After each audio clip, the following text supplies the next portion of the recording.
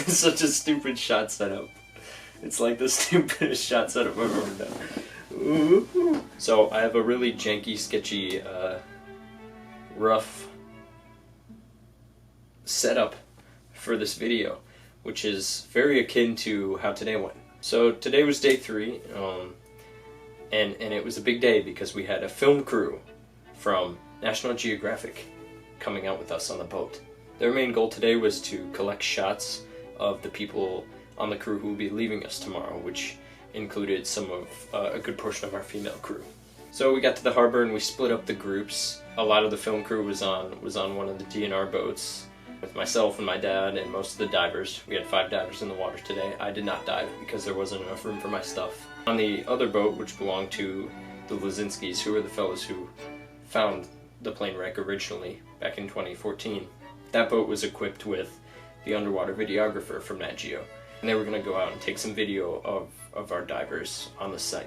However, it was extremely rough. Throughout the morning, while the sun was out, the water did not relent, and the winds were a little bit too powerful, and we weren't able to go out to the site. So the Lazinski boat did go out with the underwater videographer, and I think he attempted to get some underwater shots, but it probably wasn't good enough. The waves were just a little bit too much for good clarity. So after lunch, the Nat Geo producer decided to set up some shots out in the harbor. So we went out past the break wall, and we put the ladies in the water, and they went down and they set up some fake archaeology tasks that they could do in front of the camera, which, you know, was not invalid, even though it sounds sketchy. The documentary crew can only collect so much, and a lot of those ladies are leaving tomorrow, so in order to tell the full story, there needs to be a little bit of setup to the shots. So one of the points that I wanted to get to was why this video is so short and why there's not much overlay, and that's because of the non-disclosure between the team and National Geographic. There has been a lot of discussion between myself as the videographer, the unpaid videographer of this project, and the National Geographic producers, and what I'm allowed to show, how I'm allowed to show it, and what footage of mine they can use.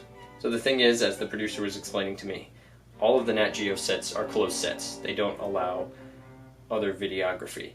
And so the producer was not familiar with an instance where there was somebody like myself taking video for a personal documentary, personal series, this YouTube channel. So there was a little bit of, I don't want to call it legal tension, but there was a little bit of legal tension, and in the interest of not trying to give anything away, I don't want to speak out of turn, I don't want to get in trouble with Disney or National Geographic. That's out of my wheelhouse.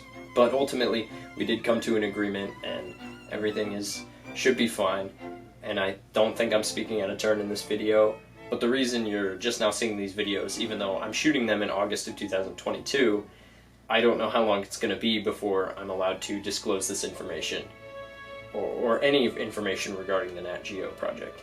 I'm a big supporter in helping them out and helping them make their project.